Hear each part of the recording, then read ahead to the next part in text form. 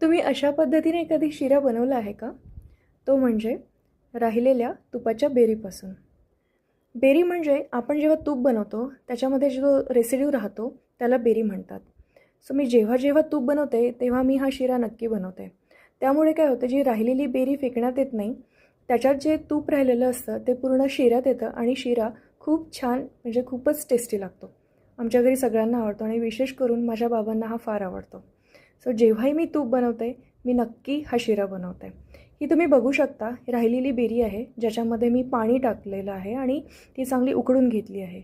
याच्यामुळे काय होतं ना, की बेरीमध्ये राहिलेलं जे तूप आहे ते पूर्ण पाण्यात उतरतं.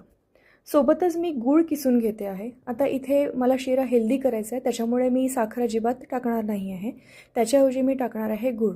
सो मी गूळ इथे किसून घेते आहे, कारण त्याच्यामुळे तो आपल्या सारणात पूर्ण मिक्स होतो. जर आपण अख्खा गूळ टाकला तर तो पूर्ण सारणात व्यवस्थित मिक्स होत नाही. इथे मी दुसरी कढई घेतली आहे ज्याच्यामध्ये मी 1 चमचा तूप घेतला आहे आणि जितकी बेरी होती त्याच्यानुसार मी गव्हाचं पीठ घेते आहे. तुम्ही बघू शकता की तुम्ही किती बेरी, म्हणजे तुमच्या तूप किती निघालेलं आणि बेरी किती उरलेली आहे त्याच्यानुसार तुम्ही ठरवू शकता की शिरा किती बनवायचा. आता इथे मी अंदाजे 1-2 वाट्या भरून गव्हाचं पीठ घेतलेलं आहे.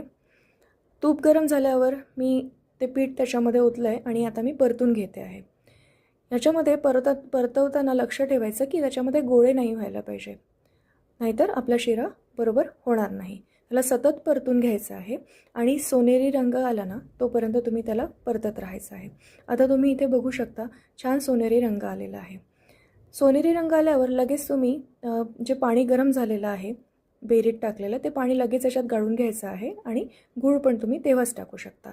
गूळ टाकल्यानंतर आणि पाणी टाकल्यानंतर लगेच तुम्हाला हे मिक्स करायचं आहे सारण. आणि लक्षात ठेवायचं आहे की अजिबात गोळे व्हायला नको, नाहीतर आपला शिरा व्यवस्थित बनणार नाही. आता तुम्ही इथे बघू शकता की मी त्याला सतत परतून घेते आहे.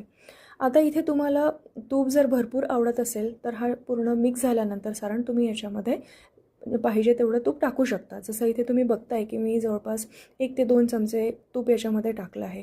त्याच्यामुळे तुमच्या शिराची जी टेस्ट आहे ना ती अजून एन्हान्स होते. तुम्ही याचप्रमाणे रव्याचा पण शिरा बनवू शकता. इथे मी वेलची पूड घेतली आहे ज्याच्यामुळे माझ्या शिऱ्याची टेस्ट एन्हान्स होणार आहे.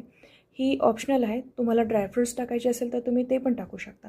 या सेम पद्धतीने तुम्ही शिरा रव्याचासुद्धा बनवू शकता. पुढे पण मी अनेक रेसिपीज अशा शेअर करणार आहे. तुम्हाला जर ही रेसिपी आवडली असेल तर नक्की लाईक आणि कमेंट करा. थँक्यू.